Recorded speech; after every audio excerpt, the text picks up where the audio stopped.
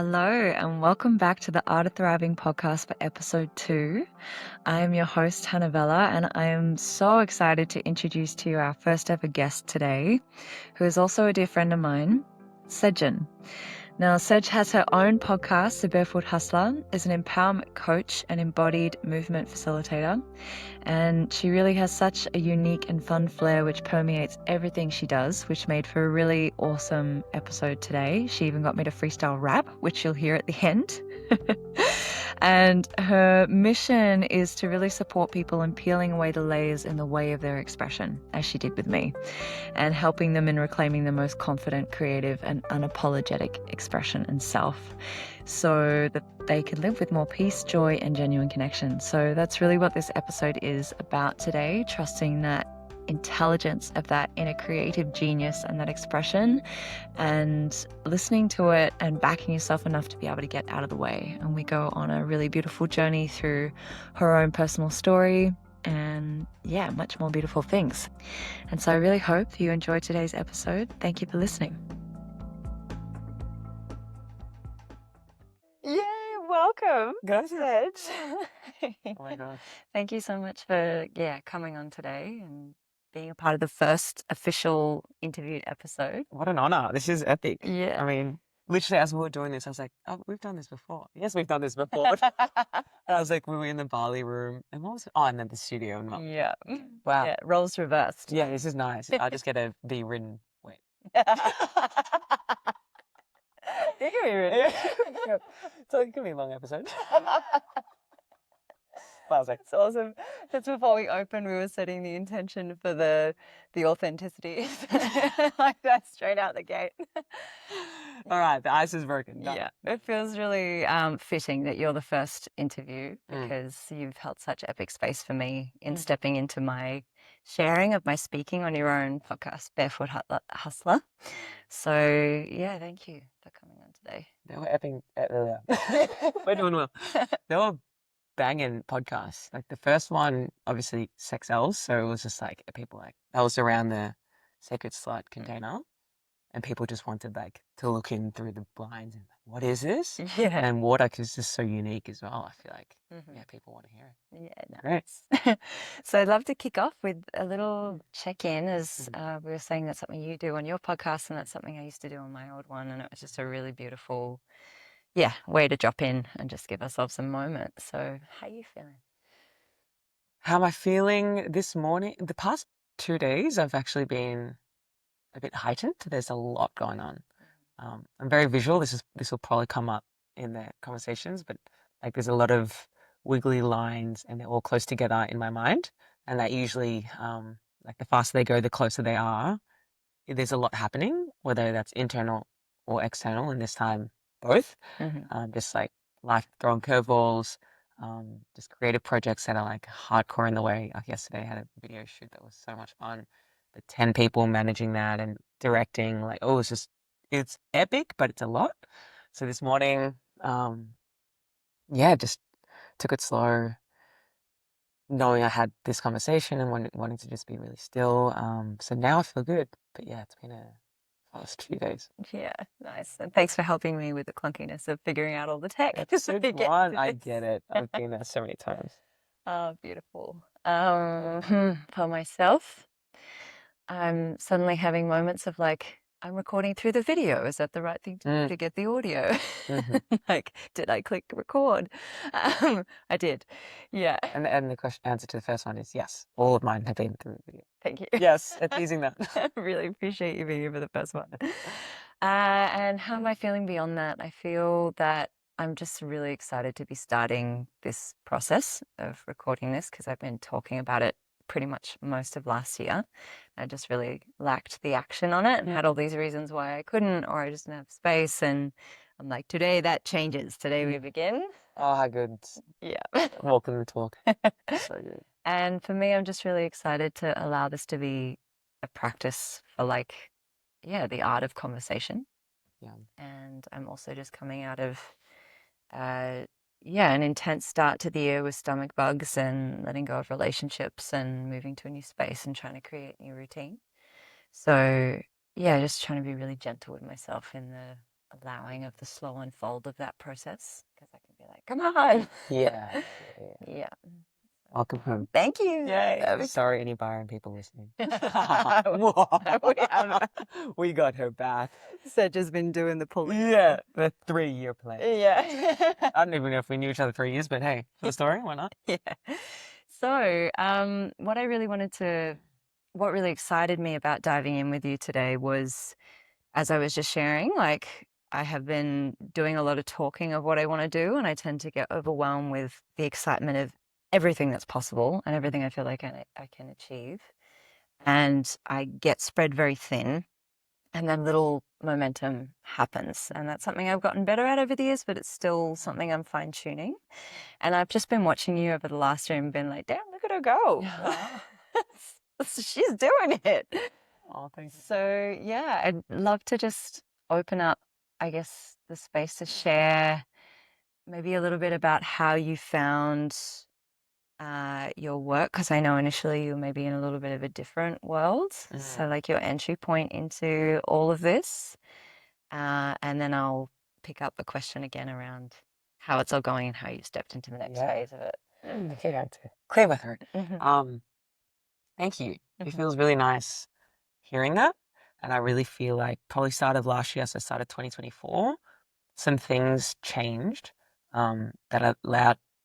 that made me, that gave me the decision of, do I want to actually create? Because I was kind of in this limbo.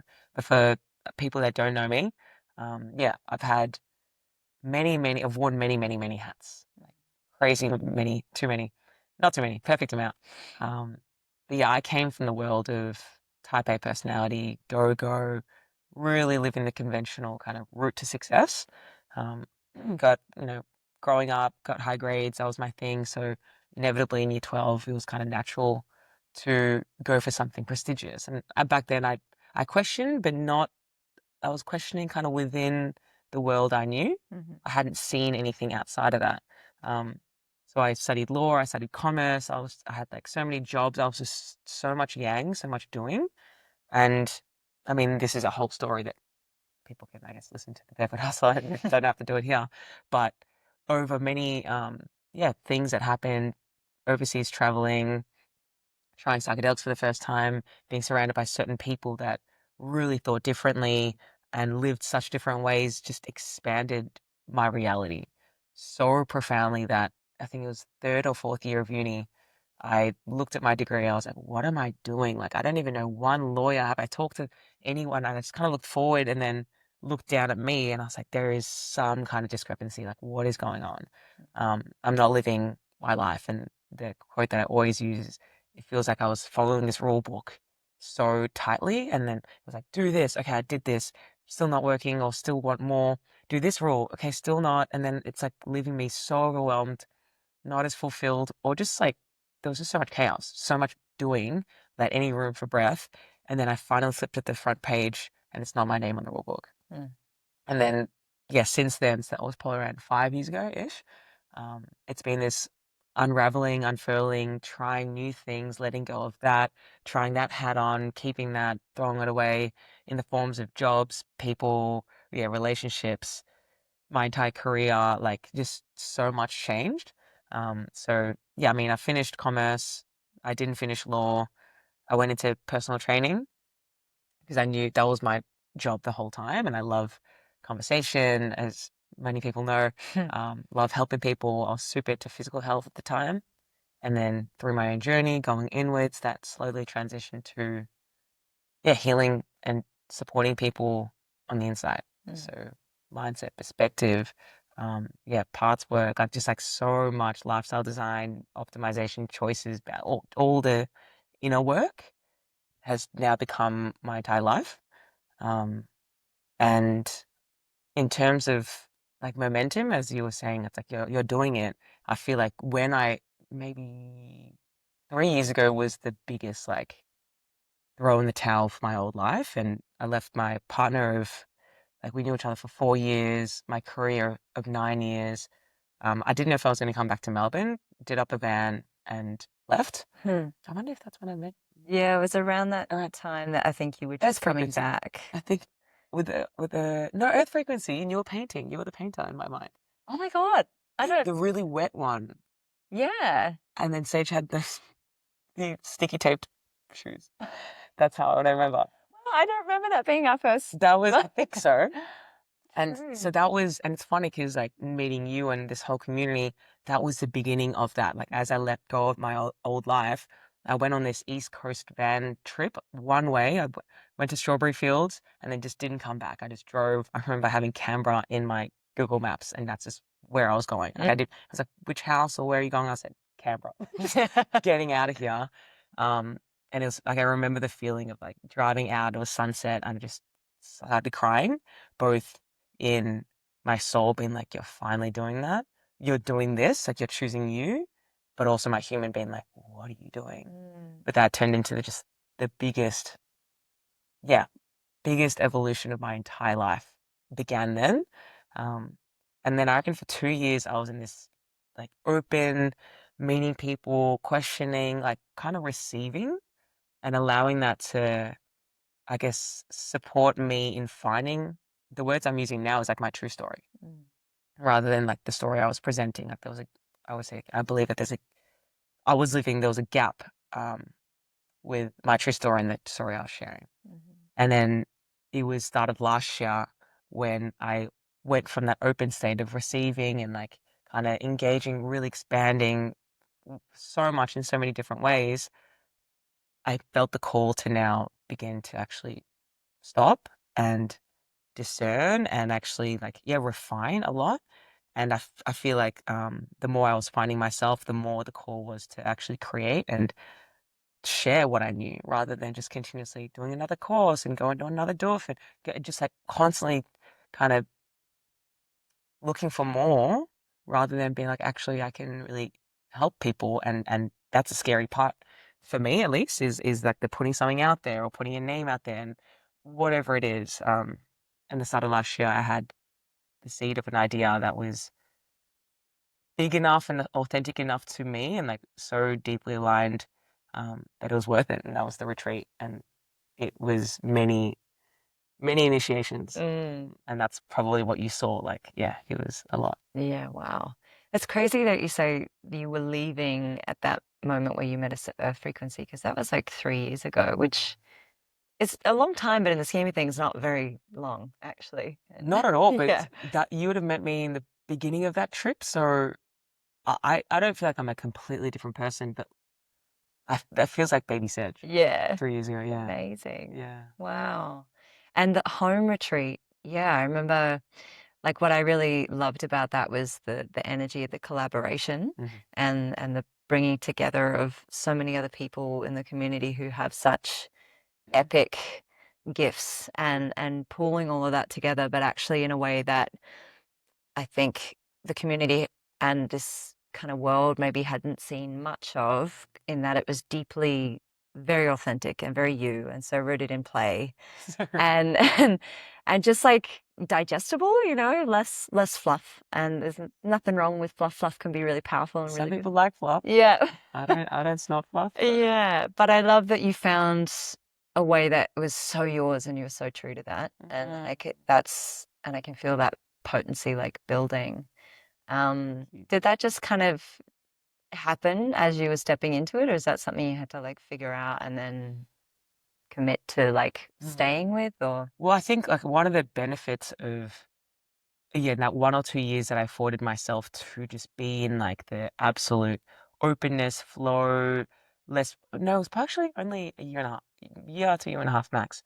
Um, like no rigidity, no like I have to be here at a certain time, I have to be this person, I have to show up in this role. That allowed such spaciousness for my sense of self to land. And in that, like for example, in the East Coast, me having the safety by such a welcoming community to be my weirdest or my biggest and things that in the past I have been rebuked or told to oh, you're a bit much and just the whole classic Leo unintegrated vibe. And I just had so much acceptance and celebration of who I am. And in doing that, that fortified my internal safety that even when I came back to Melbourne and I was around some groups and some people that I got the same projections of you're too much, I had the internal safety of actually that's okay. And the whole like it's still a thing that I'm working on, but I'm getting much better is learning to be someone's whiskey than everyone's cup of tea. I love that. And growing up, I wanted to be everyone's cup of tea because it was validation that oh, I need to be liked and like I want to be accepted. Now, yeah, there's just the thing I'll keep referring to is internal safety. Is can I actually?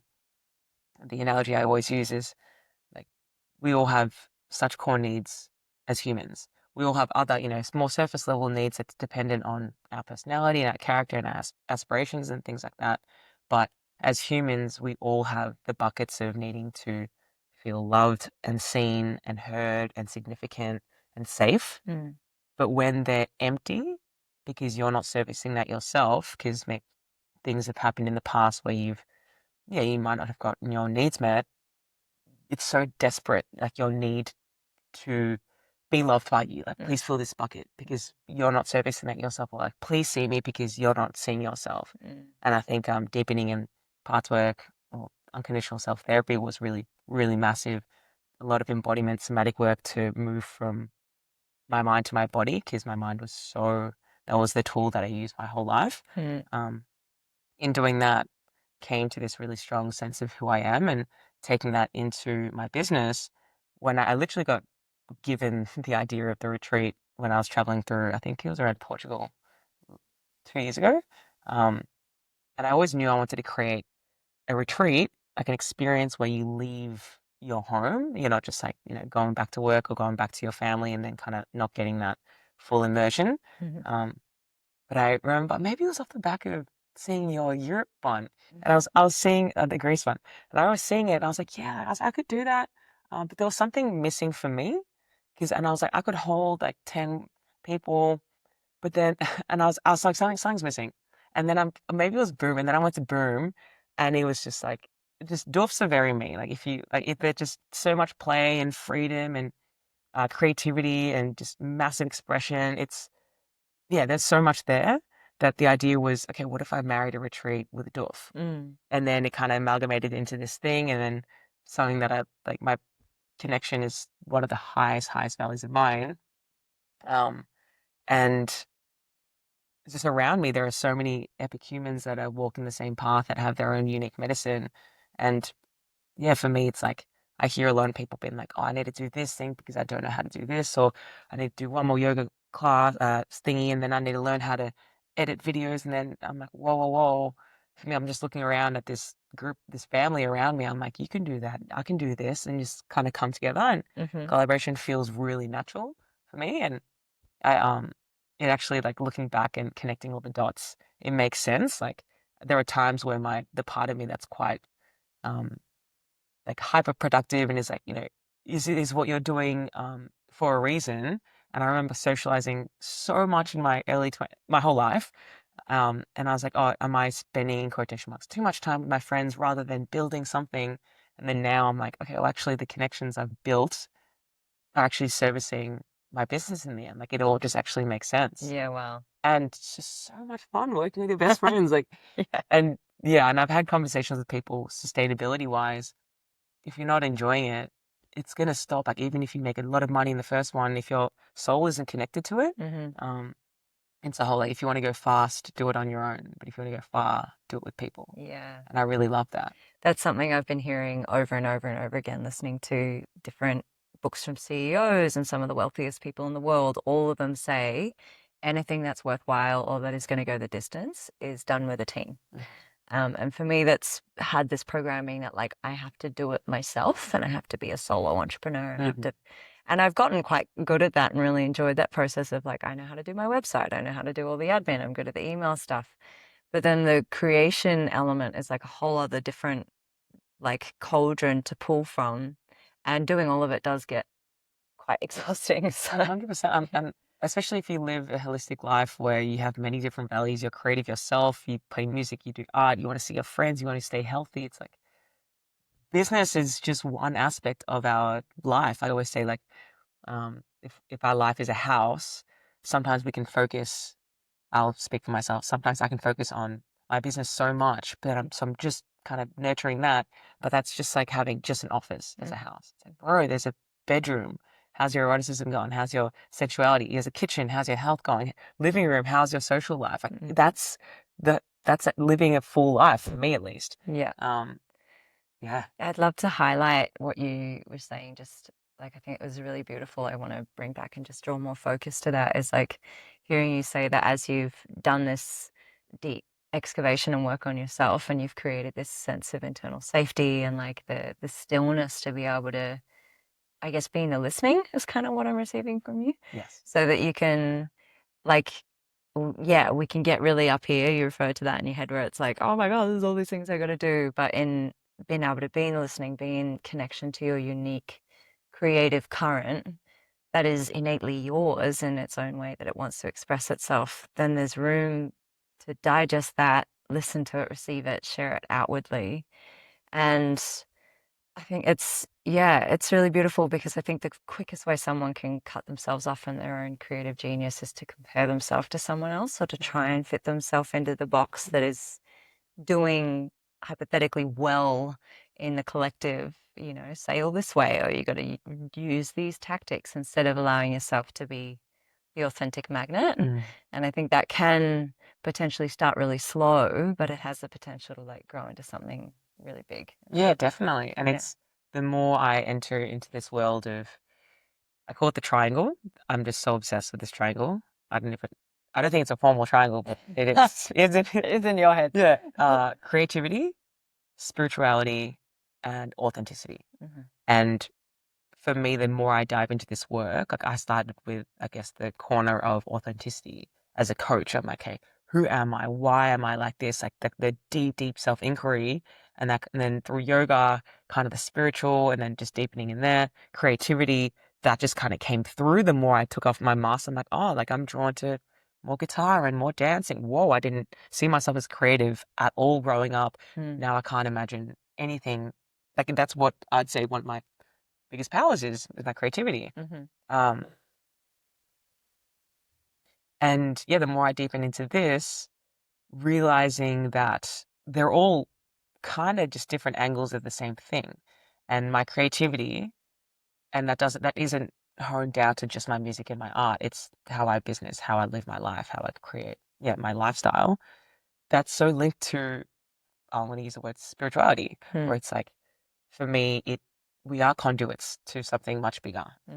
Everyone is, but whether we're listening or not, whether we're blocked or not. Most of my life I was blocked. So if you're literally visualizing a channel and there's blockages, which is like, fears and expectations and pressures and comparisons, you kind of have to pull from just you because you're not connected. You're not, I guess, engaged in the connection of spirit. So I had to pull from my mind. I had to figure things out and look around and what are you guys doing? Cool. I'm going to try to do that and go faster. That was my mentality. But as I'm starting to unblock and go inwards and pull, turn on lights where they weren't lights before, it's allowed a connection to spirit become much stronger. And the slowing down of my life was probably the biggest thing. Like, I can be a very fast person, then I don't hear much. But that slowing down has allowed me to hear and just, really pull things for something much bigger, which feels it for me, even in the path of business, if we're talking, it feels like there's less pressure. I don't have to figure it out. I just have to listen and then do it. And I can't get it wrong because then I'm questioning if spirit is telling me to do something wrong. That's why for me, it's like cool, like the retreat and the upcoming offering that's coming through. It feels nice because I'm like, oh, spirit's backing me. Like, it's a pretty big thing behind me, which is cool. And I love that. It's something I'd love to add to it in a second, but it's so much more sustainable. Oh my God. And I feel like I had to learn that through healing, doing one-on-one sessions. Initially, when I was learning, I was exhausted after sessions, but I was trying to give my own energy. And I realized once, and like try and figure it out. And I was very in my head about like what was needed while I was in the learning. And then naturally through practice, it became this process of I just actually have to get out of the way and allow myself to be a conduit. And that way I'm not giving my own energy. And better. Yeah. It's like, and also, like, I think it can be quite dangerous when it's coming from you because we all have our baggages, we all have our projections and our lens, the way we see the world. And then, I mean, no matter how clean you wipe your lens, there's still going to be debris. Yeah. And to put that on your client or your participants, I've seen it dangerously. It's not great. Yeah. So if you can actually just hold space and like lead them, and obviously you need to look through a lens, but yeah, I feel like it's more effective, more efficient, and it's just, yeah, it's the one thing I've had this conversation with a few people like us that are paving our own way in a system that doesn't operate like this. And I feel like that's when it's difficult. Because, when you go traveling, again, maybe psychedelics or communities where it's super non-judgmental and loving, for me at least, I've got to come back to my true nature, my true self, true story, just flow. Yeah. Yeah. I flow, but then coming back into, I love you, Melbourne, but a city where it's quite fast and you look around and everyone's talking about this amount of money and that they were buying houses and mortgages and I don't know, pensions, no, that's not right. But just a lot of things. And then I start to like look around, okay, I need to keep up. And then I kind of forget my true nature as I'm trying to keep up. So it's this like really important balance on listening, deep listening, especially whilst you're beginning to create. And like that was the biggest one of the for anyone that has a seed of an idea and they want to create something, my biggest advice is do everything you can, all your rituals, routines, practices to stay in the resonance of trust rather than actually you also need the doing. So like on one side, the resonance of trust for me, that's living on the outskirts of a city. Like I think I'd actually struggle if I was living in the inner city. So slowing down, being in nature, like I have such a beautiful view and there's trees around me. That really helps because it reminds like the trees. Like if you're freaking out, if you're having the best time, the trees there, it's the same thing every single day. It just grounds you. Um, tea, tea meditation. Tea's been amazing. That's a whole thing. It's a whole Could be its own podcast. But reading the Tao was actually quite helpful because it's just talking about the way and nature, and then my brain's freaking out about this video shoot and managing these people, and then that email, and the Tao's like the way, be the way, and I'm like sure, be the way. And is the way just to be in the trust? The way is like thanks for asking. The way is another way to say universal truth, unified force, spirit, source, the way, the Tao. It's just like the isness. Yeah. It's that. Trusting it has you and Yeah. And like it's like nature can't fuck up. Yeah. Your nature, you can't fuck up if you let it be. Yeah. Like you can't be late to your own life. You can't, it's just, there are so many things where it's like, remember, like a tree will grow at the same pace. You can chuck all this fertilizer and water, the tree's going to grow the way that tree's going to grow. That's on one side, but then also, and I guess how much I lived in the system for this is the structure. And if you want to call it the masculine or the logic, and I'm quite organized in that way. I'm 2 days off being a Virgo. So, but like, fully, and this is what I do with my clients where it's like, you just get your big overwhelming goal and you stretch it out in a timeline and you just do digestible things with certain dates. Cause then it's like, okay, all I have to do is send 3 emails and organize that one thing in the next 2 days. And then you just do bite size because then when you kind of zoom out and you look at it all, you're like, fuck, oh my God, it's so overwhelming. Just focus on the small. Yeah. That's been massive. There was one piece I was going to say about that. I feel like, just real quick, in case you remember, on the way here, I'm listening to Atomic Habits at the moment, which is an incredible book for this exact piece around the structure. Nice. But he was basically saying this whole chapter is like, make it 2 minutes. Like literally commit to doing even if it's just reading a page every night or doing like 2 minutes of yoga or 2 minutes of a workout, whatever it is. Because naturally, once you're in it, you're going to want to keep going, or you're more likely to want to keep going. And just like making it be digestible, or even if like the new habit is like, I need to go to the gym, actually just like after you've done something, put your shoes on. And then you're already in that energy of that committal. And that's something I'm really trying to like mind hack at the moment is like, cool, how can I get more optimal with the little daily habits that Mm. is a really beautiful visual I like if you're on a course on a boat and you're on trajectory and you're on course and then you go off by 1 degree, it doesn't really matter initially, but after a few hours of sailing, you're going to end up all the way over there. Yeah. And so if you can make tiny little adjustments that help you to like correct that course so that you can just streamline it, then. And that's what, yeah, like when I was a PT and wellness coach and more focused on people's habits, and just it was so crazy working with so many different clients where they want to do something. They want to go to the gym X number of times. They want to eat better. They want to have more mindfulness practices, whatever it is, but they just don't do it. And I was just witnessing this so much.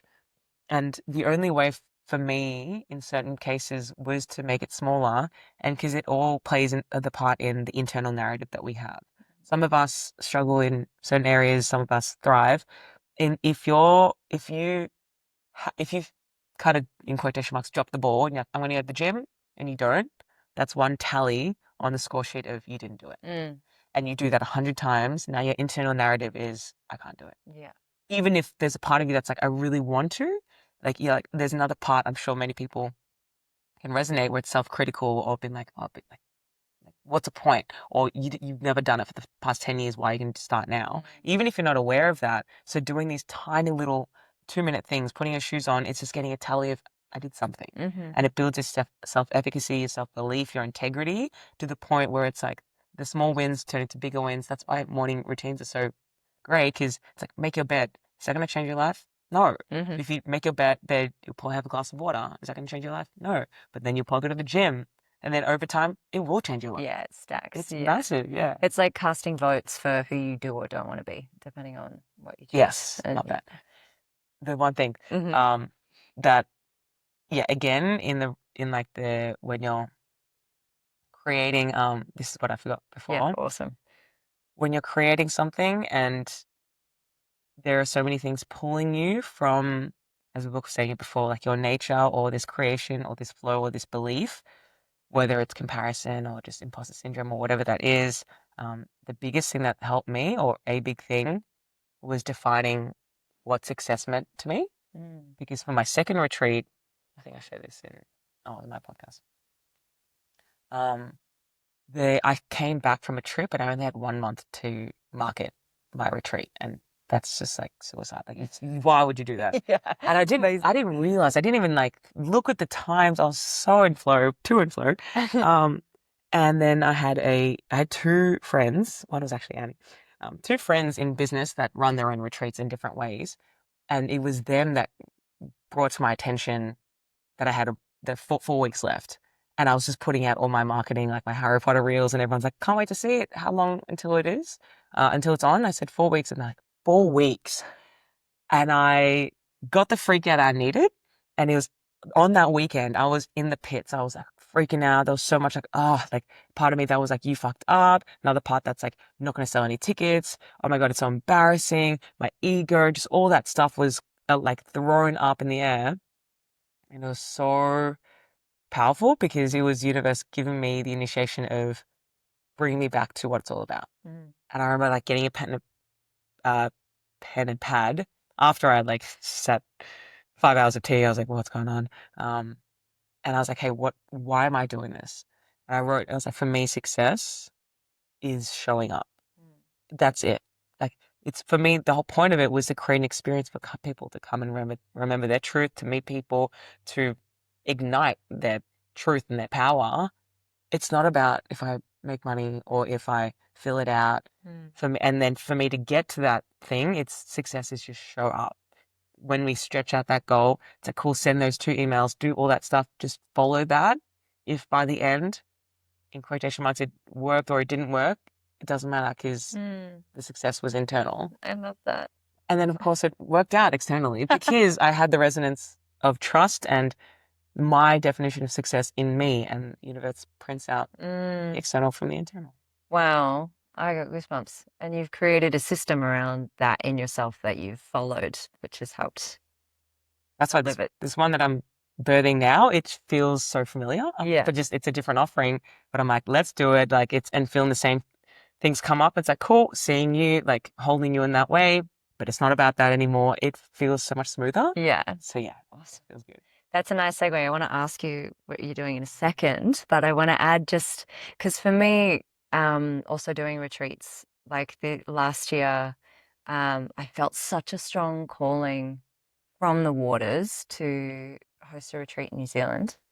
And it was so loud, and like the little whispers of magic along the way felt so affirming. Even my co-facilitator, Ellie or Moana Ransfield, when I reached out to her and said, I feel like I want to host this with you.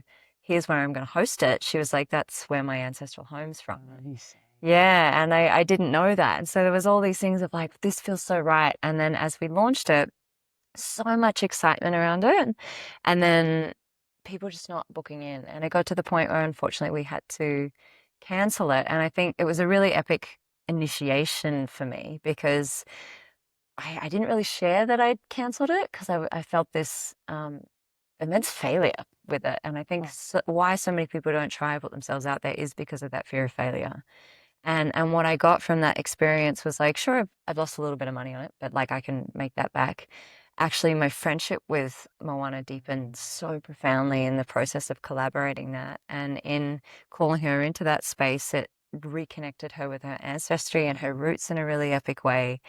And it was actually just like a really profound experience for learning about it, particularly land with really strong lineage, like being sure that we understand the proper protocol, which we were kind of learning on the go. We thought we knew based on what we'd both been told, but then found out later there was actually a lot more that needed to be in place to properly respect coming onto the land and doing ceremony like that. And so that was an invaluable experience, even though I didn't get to go ahead with it and even though I didn't make the money. And something I'd love to loop back to is like when you're in that trust and you're in that listening, no matter where that leads you, it can't be wrong. It can't be wrong. Yeah. I always say I have a lot of quotes, but this is one of my favorites. You're either going to get what you want or the lesson you need. In both cases, you win. Yeah. Like, and I had to tell myself that in a certain relationship where I was like, do I, and then coming to that, and that voice actually came to me when I was in meditation one time. And then from then I was like, well, every decision's not wrong. So just go for it and trust that that's the right one. And for you, it's like it deepened a friendship. It reignited her with her, like there's so much, and that's what it was for. Like, Yeah. great. And I think I definitely battled with that. And I still have this come in sometimes. And I'm sort of rebuilding the confidence around putting out another retreat, even though there's so much excitement there. But like feeling, I guess it can be initially difficult to discern from like, is this my mind or is this like a deeper listening and a deeper knowing, and being able to discern and trust that. During COVID, I epically maneuvered over the border planning trips ahead of time without really thinking because I was like feeling that tug and I was like, oh, it's time to go. And then I get in and out when they close and open and be able to visit my family and come back to my little sanctuary. And everyone's like, how are you doing that? So I think as you cultivate that listening and you cultivate that trust, it gets stronger, it gets easier. And yeah. Yeah, and that's it. People are like, how do I do that? Step one is slow down. Yeah. In whatever way you like, it can be relatively slow to where you're at. You don't have to move out to the bush and live in a van and just have an extra weekend off for just a couple of hours. Like that is everything. Yeah. And I feel like even 10 minutes of stillness a day. yeah. Yeah. And I feel like there are different levels where it's like it'll settle the stuff in your mind a little bit, but you do that enough and it's like a snow globe. You shake it, there's so much around, you put it down for long enough, the things will settle, that'll get clear.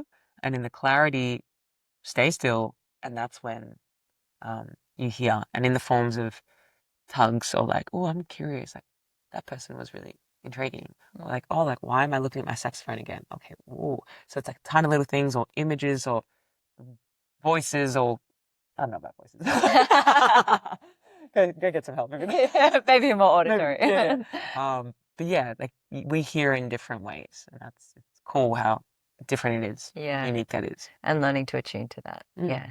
And with that listening and like, yeah, what has emerged from your listening? Yes, this one is so exciting. Thank you for offering a space for me to share it. I actually haven't shared it on my podcast or Instagram yet. Wow, really excited. It's launching January 29th, so I don't know when this is coming out.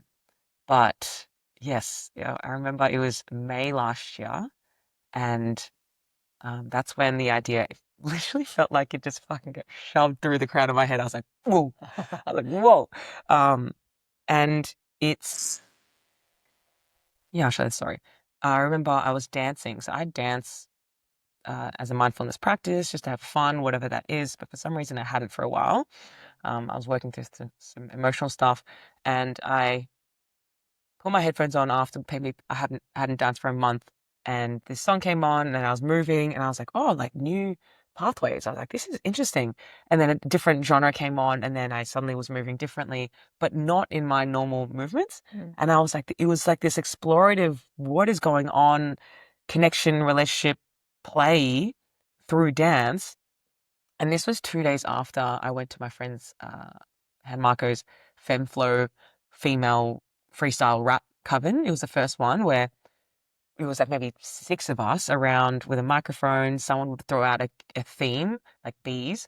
That was literally one of them. And then so one person would grab it and go, okay, bees got stees and they got big knees and blah, blah. And then they'd pass it along and we would all do this. And then the next female was like, guys, daddy issues. And we were holding the mic for 10 minutes each for that one. But it was great because I was able to be a part of something where the vehicle of expression was freestyle rap, but expressing ourselves. And someone would say, I'd call it a story, which was bees or daddy issues, and would play around with pulling that through our channel, if we are channels, pulling that through our channel in the form of a free flow rap. And you could tell when we were blocked.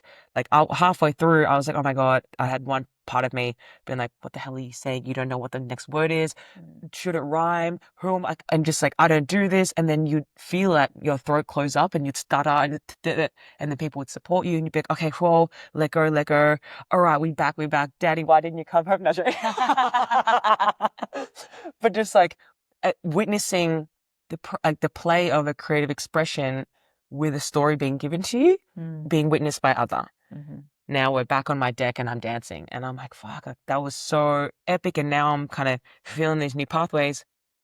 I like freestyle rap, but imagine if we had that for movement and dance. I was like, oh, and then the idea just go, and I was like, oh my God, I want to create a space for people to explore and play and try on and listen to different stories and kind of allow that to come through our body and just practice. It's almost like gymnasium for creative expression in the form of movement, because it's not like, hey, here's this choreographed piece. It's like, imagine if there was a space where you could only use your arms and you're going to express my story, right, which right now is sadness.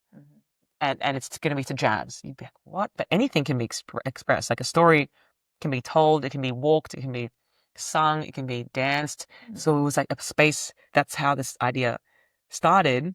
And then I went on my massive trip last year and it just turned into this experience where if people, like we feel relatively comfortable with movement, obviously I can improve a lot in choreo and things like that, but I feel pretty comfortable. But then I kind of just got the viewpoint of me 5 years ago, but many people where they look at people at an ecstatic dance or moving through the world with confidence and not as much filter, and they go, how?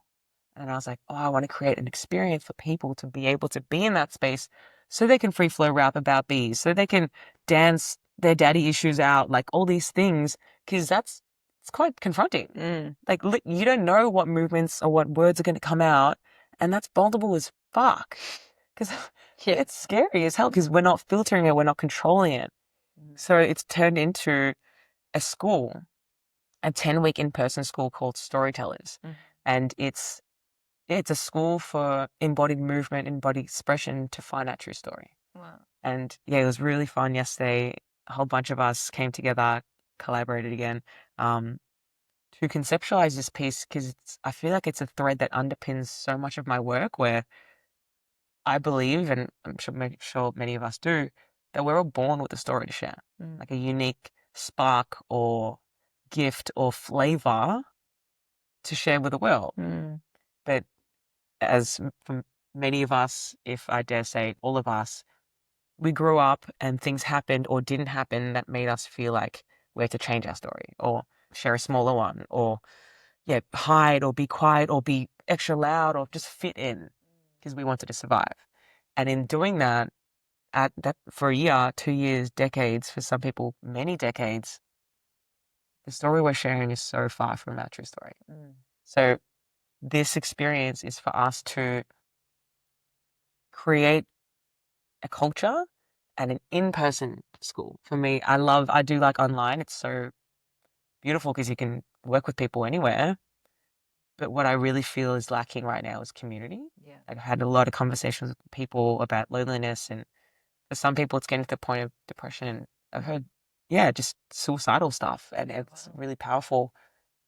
Sorry, it's really potent. It is just the disconnection that we feel, and for I have my value is so strongly such aligned connection and deep sisterhood and best friendships and family. And I can't imagine if I didn't have that. Like, I feel really, really blessed to have this community that I feel really resonant with, and we're walking the same path. And I want to create a, a container, an experience that isn't 1 day or isn't 2 hours, but is 10 weeks long for people to get to know each other, to create the external safety, and then finally bring that safety within them so they can even just start excavating what their story is through play, through improv, through parts work, through circling, like, there's quite a few people involved that, they're bringing that magic that I can't bring. It's just so unique. Wow. But that's what it is. Oh my God. Yeah. It's the first time I've heard about it in full too. Yeah. Wow, I can feel on so many levels what that opens up, like even just on a neurological level of creating new movement pathways and getting out of the habitual nature of someone. If you're used to dancing, maybe you're used to dancing in a particular way, and being able to explore and open up your horizons in that way, how that actually then influences thought pathways and language pathways, and how it just kind of opens up the energy field and makes you feel bigger. And like, I always find after I've been in a vocal container or a container with women, like sexually, I feel more unlocked when I'm in that space with a lover or a partner, and like you just feel more uninhibited. And so that's so beautiful to be coupling that exploration and that piece with community, and getting that connection on that level, and then the excavation of your own story. Like, how cool. It's so unique. It's so, and it's a creative channel unblocking school. I don't use that language because people might not understand it. Yeah. But it's the essence of, we're not telling you your story. I could have used any vehicle of expression. It could have been free flow rap. It could have been singing. But for me, I'm called to movement, and it's not necessarily dance. It's actually just embodied movement. Because again, I lived most of my life in my mind, and to practice being in my bloody body. And I was a PT for 10 years. I was using my body, but I wasn't in my body. I didn't feel my body. So for me, there's this extra depth and magic that comes from slowing down, coming into the somatics, and just listening to the wisdom of that, and kind of unlocking that for many of us that have lived a city life or a fast-paced life. And playing around with the different ways. Like, I mean, there's so many different kind of concepts and modalities that will be weaved in, but like the idea of form and flow, where form is the structure in our life. In the creative sense or creative expression sense, it's the choreographed dancing. It's the 1, 2, 3, up and turn and spin, and that's structure. Art, it's creativity, it's beautiful. It's the lyrics, it's like the set lyrics. You get it. While the flow is, and I see the first one as like straight lines. The flow is the improv dancing. It's contact dance. It's ecstatic dance. There are guidelines like don't grab, but it's completely authored on the spot. It's free flow rap. It's like you don't know what the next word is going to be. I kind of see it as like circular, curvy lines. Both are amazing. You need both, but I feel like bringing people into spaces really gently, a lot of safety, into the space of flow, where it's almost like it's the opposite of controlled living, where it's like 9 to 5, figure out how you want to show up, what are you going to wear, all that stuff. Can you find comfortability and safety in the unknown. Mm. Because once you do and you learn to regulate your system, you meet all the parts of you that come up of, oh my God, you're not good enough, imposter syndrome, they're going to leave you, abandonment.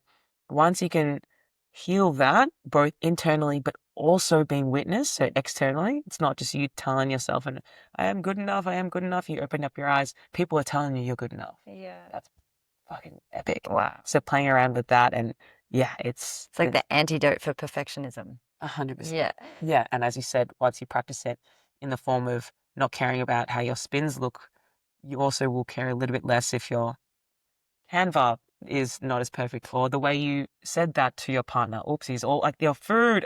It just allows you to let go in other areas of your life. I loved how you included the oopsies. We said to your partner, There's no filter.